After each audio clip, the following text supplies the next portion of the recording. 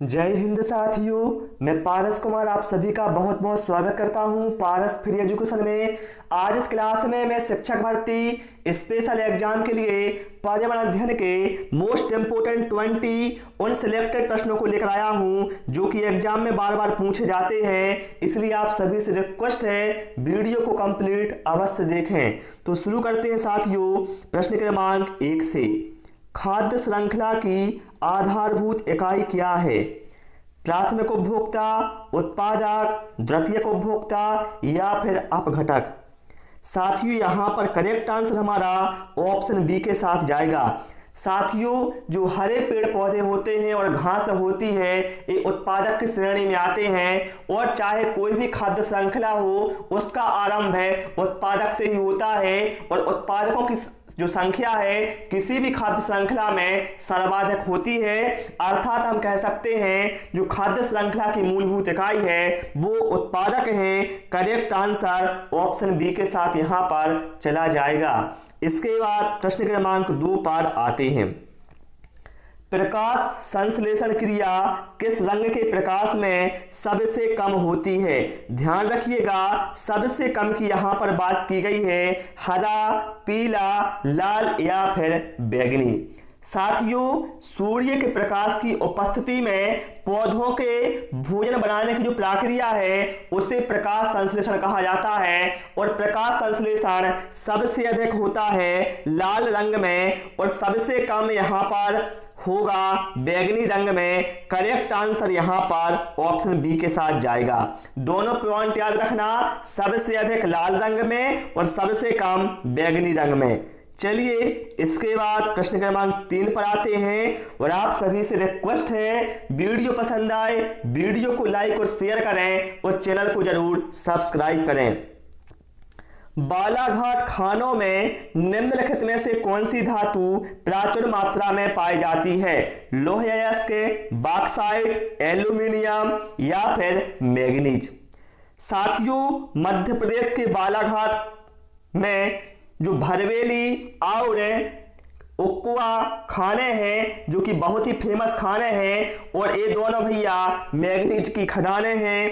Correct answer यहाँ पर option D के साथ यहाँ पर चला जाएगा।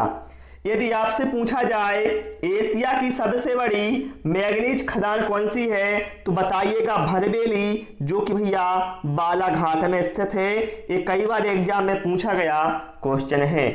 चलिए भाई प्रश्न क्रमांक 4 पर आते हैं।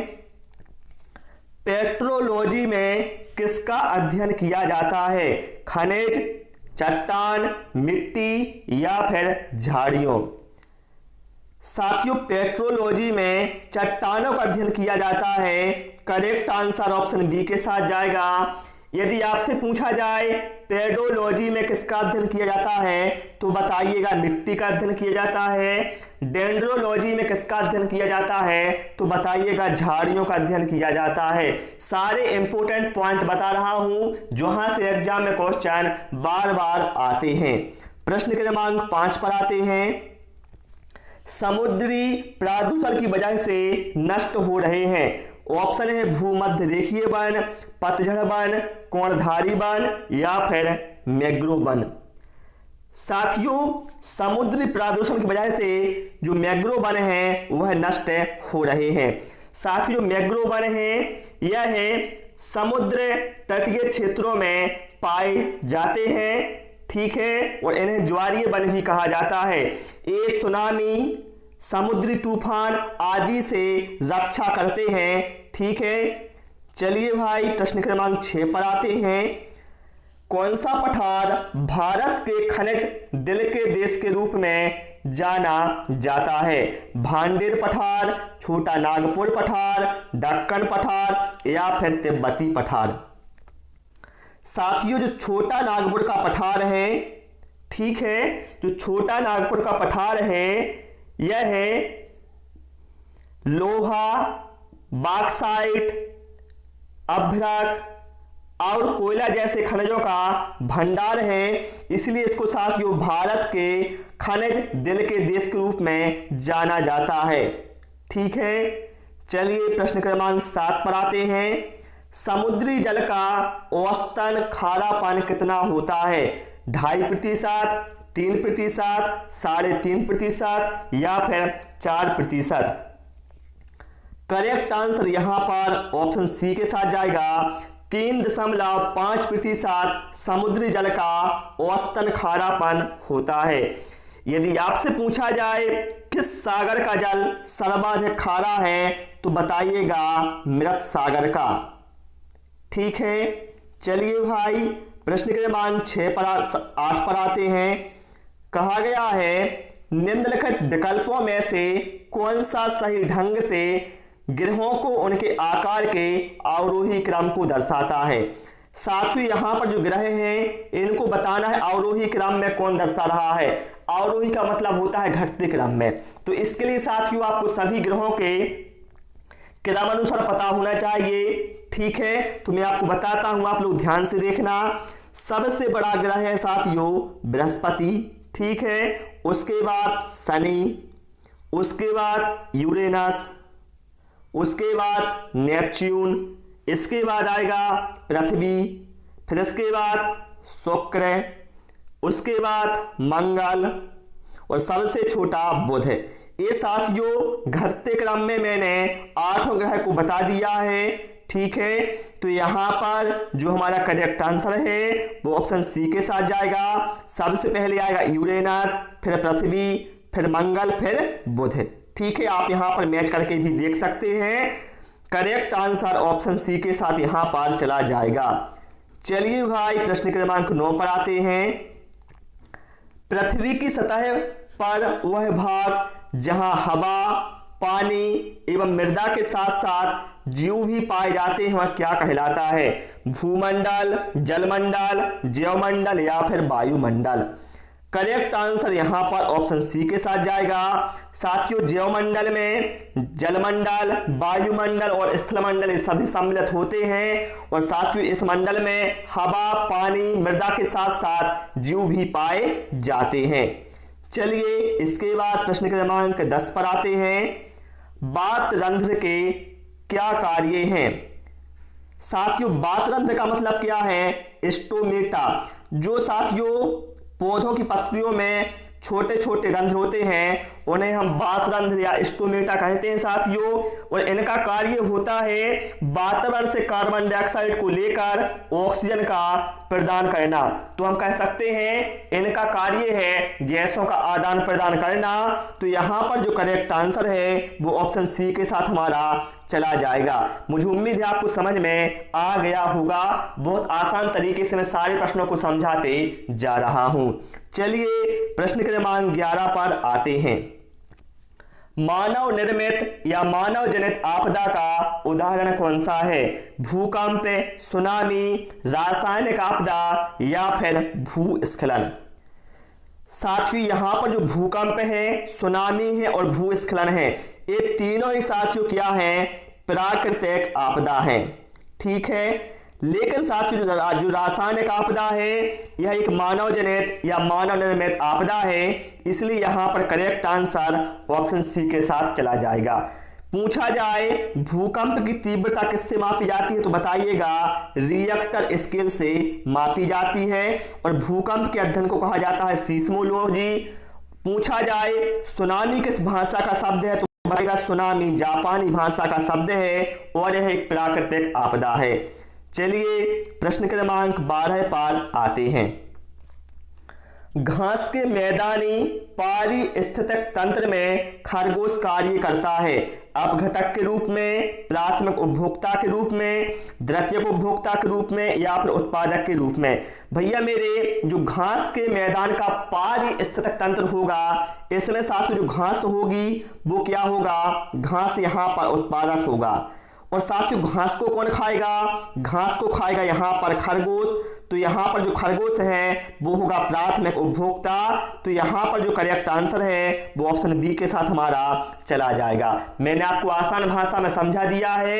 फिर भी कोई डाउट रहता है आप कमेंट बॉक्स में पूछ सकते हैं या फिर आप टेलीग्राम ग्रुप है जो हमारा पारस फ्री एजुकेशन आप सर्च कर उस पर भी हमसे बात कर सकते हैं। चलिए भाई प्रश्न क्रमांक 13 पर आते हैं। पिघले हुए मैग्मा से निर्मित चट्टान कौन सा है? आग्नेय, अवसादी, रूपांतरित या फिर इनमें से कोई नहीं। साथियों ध्यान रखिएगा, जो ज्वालामुखी से निकलने वाला लावा बाहर आता है तो उसे मैग्मा कहा जाता है, और जब यही मैग्मा ठंडा होकर जम जाता है तो इससे क्या है, आग्नेय शैल का निर्माण होता है। करेक्ट आंसर यहां पर ऑप्शन ए के साथ चला जाएगा। क्लियर? चलिए भाई, इसके बाद आते हैं प्रश्न क्रमांक 14 पर। खालिस्तान एक बागानी फसल है, चाय, गेहूं, चावल या फिर मूंगफली। साथियों यहां पर करेक्ट आंसर हमारा ऑप्शन ए के साथ जाएगा। जो चाय है भैया, यह एक बागानी फसल है। इसके अन्य एग्जाम्पल है जैसे नारियल, रबड़, कहवा, ये भी इसी के अंतर्गत आएंगी। साथियों गेहूं एक रबी की फसल है, ये आपको ध्यान रखना है। ठीक है, चलिए प्रश्न क्रमांक 15 पर आते हैं, और आप सभी लोग भी सारे प्रश्नों के आंसर जरूर कमेंट बॉक्स में कमेंट करते जाएं या कॉपी में नोट करते जाएं। और भैया वीडियो को शेयर करें आप अपने साथियों के साथ, ठीक है, ताकि वो भी इस वीडियो को देख सकें। मोनोकल्चर का संबंध है निम्नलिखित में से किससे है? अन्न उत्पादन, रेशम उत्पादन, मछली पालन या फिर इनमें से कोई नहीं। साथियों मोनोकल्चर का संबंध है यहां पर अन्न उत्पादन से। करेक्ट आंसर यहां पर ऑप्शन ए के साथ चला जाएगा। यदि आपसे पूछा जाए मछली पालन का संबंध किससे है तो बताइएगा नीली क्रांति से है। ठीक है, पूछा जाए रेशम कीट पालन क्या कहलाता है तो बताइएगा सेरीकल्चर कहलाता है। प्रश्न क्रमांक 16 पर आते हैं। खाद्यान्नों के संरक्षण हेतु निम्न में से किसका प्रयोग किया जाता है? यहां पर 4 ऑप्शन हैं, बताना है करेक्ट आंसर किसके साथ चला जाएगा। साथियों खाद्यान्नों के संरक्षण के लिए सोडियम बेंजोएट का यूज होता है। करेक्ट आंसर ऑप्शन डी के साथ यहां पर चला जाएगा। प्रश्न क्रमांक 17 पर आते हैं। भारत में सर्वाधिक व्यापक वनों के प्रकार कौन से हैं? पर्णपाती वन, कटीले वन, ज्वारीय वन या फिर पर्वतीय वन। साथियों भारत में सर्वाधिक व्यापक वनों के प्रकार पर्णपाती वन है साथियों। ठीक है, और ये जो वन है ये गर्मी के आरंभ में ही अपनी पत्तियां गिरा देते हैं साथियों, इसलिए इन वनों को पतझड़ वन या फिर मानसूनी वन भी इन्हें कहा जाता है। ठीक है, ये आपको ध्यान रखना है। ओके, चलिए भाई इसके बाद प्रश्न क्रमांक 18 पर आते हैं। दलहनी फसलों को फसल चक्र में शामिल करना चाहिए क्योंकि, बताएंगे आप सभी लोग फसल चक्र में दलहनी फसलों को शामिल क्यों करना चाहिए, इससे क्या बेनिफिट आखिर होता है। इससे ये बेनिफिट होता है साथियों कि जो मृदा की उर्वरता है वो बनी रहती है यदि आप दलहनी फसलों को फसल चक्र में शामिल करते हैं। तो यहां पर जो करेक्ट आंसर है ऑप्शन बी के साथ यहां पर चला जाएगा। प्रश्न क्रमांक 19 पर आते हैं। मीनी माटा रोग का क्या वजह है? बताएंगे आप लोग Hg की कमी या Hg की अधिकता, Cd की कमी या फिर Cd की अधिकता। ध्यान रखिएगा Hg का मतलब यहां पर है पारा। अब बात आएगी पारे की कमी से होता है पारे की अधिकता से, तो भैया मीनी माता रोग होता है पारे की अधिकता से। करेक्ट आंसर यहां पर ऑप्शन बी के साथ यहां पर चला जाएगा। आप सभी लोग हमें कमेंट करके बताना जो ईटाई रोग है वह कैडमियम की कमी से होता है या फिर कैडमियम की अधिकता से होता है। आप इसका आंसर हमें कमेंट बॉक्स में अवश्य दें। चलिए सीधा हम प्रश्न क्रमांक 20 पर आते हैं। राजघाट बांध खालिस्तान नदी पर स्थित है। साथियों राजघाट बांध बेतवा नदी पर स्थित है साथियों, ये आप ध्यान रखिएगा। और इस बांध की जो आधारशिला है इंदिरा गांधी ने सन 1971 में रखी थी, ये भी आप ध्यान रखें। ठीक है, तो प्यारे साथियों आज इस क्लास में इतना ही। आपको हमारी क्लास कैसी लगी, आपने कितना स्कोर किया है, वीडियो को लाइक और शेयर भी कर दें। ठीक है, thanks for watching this video.